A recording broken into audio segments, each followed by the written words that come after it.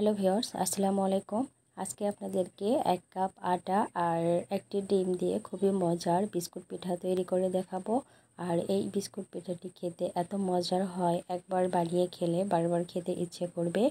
আর চায়ের সাথে কিন্তু এই বিস্কুট পিঠাটি খেতে অসাধারণ লাগে। বিস্কুট পিঠাটি তৈরি করার জন্য প্রথমে একটি মিক্সিং বলে নিয়ে নিচ্ছি স্বাভাবিক তাপমাত্রায় থাকা একটা ডিম। মিষ্টির জন্য এখানে হাফ কাপ পরিমাণ চিনি দিয়ে দিচ্ছি। তো চিনি আর ডিমটাকে ভালোভাবে ফেটিয়ে নিচ্ছি।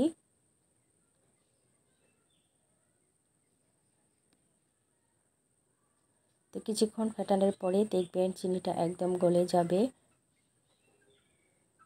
তো চিনিটা কিন্তু আমার গলে গিয়েছে। এই পর্যায়ে আমি এখানে দিয়ে দিচ্ছি 1/3 কাপ পরিমাণ তেল। তো তেলটা দিয়ে আবারও আমি ভালো করে মিশিয়ে নিচ্ছি। তো মিশিয়ে নেওয়া হয়ে গেলে এখানে দিয়ে দিচ্ছি আমি 1 কাপ পরিমাণ ময়দা। তো আপনারা চাইলে কিন্তু আটা দিয়েও তৈরি করতে পারবেন। হাফ চা চামচ পরিমাণ দিয়ে দিচ্ছি লবণ, হাফ চা চামচ পরিমাণ বেকিং পাউডার, 2 টেবিল চামচ পরিমাণ দিয়ে দিচ্ছি গুঁড়া দুধ আর 1/4 চা চামচ পরিমাণ এলাচের গুঁড়া। তো এলাচের গুঁড়াটা কিন্তু অপশনাল, আর এলাচের গুঁড়াটা দিলে কিন্তু খেতে খুবই মজার হয়, সুন্দর একটা ফ্লেভার আসে। তো প্রথমে আমি হ্যান্ড উইস্ক দিয়ে মিশিয়ে নিচ্ছিলাম, তো এখন আমি হাত দিয়ে ভালো করে মিশিয়ে নিচ্ছি। তো মেশাতে মেশাতে যখন দেখবেন ডোটা আঠালো হয়েছে আর এই পর্যায়ে কিন্তু হাতে স্টিকি ভাব চলে এসেছে, এই পর্যায়ে আমার কাছে মনে হয়েছে আরও কিছু ময়দা লাগবে, তাই আমি এখানে 3 টেবিল চামচ পরিমাণ দিয়ে দিলাম ময়দা। তো ময়দাটা দিয়ে আবারও ভালোভাবে মিশিয়ে নিচ্ছি।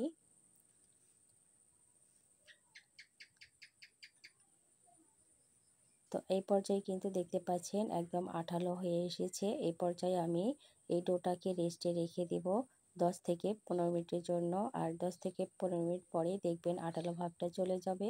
তো আমি একটা টেবিল স্পুন দিয়ে এভাবে মেপে নিয়ে বিস্কুটটি তৈরি করব। তো প্রথমে গোল গোল করে লম্বাভাবে শেপ দিয়ে হালকা একটু চ্যাপ্টা করে নিয়েছি, তারপরে একটা নাইফের সাহায্যে এভাবে কেটে নিচ্ছি। আপনারা চাইলে কিন্তু যে কোনো ডিজাইন করে নিতে পারেন। তো আমি আপনাদেরকে আবারও দেখিয়ে দিচ্ছি, এখান থেকে ডোটা নিয়ে গোল গোল করে একটু চ্যাপ্টা করে নেবেন, নিয়ে তারপর একটা নাইফের সাহায্যে এভাবে কেচে নেবেন, দেখবেন সুন্দর একটা ডিজাইন হয়ে যাবে।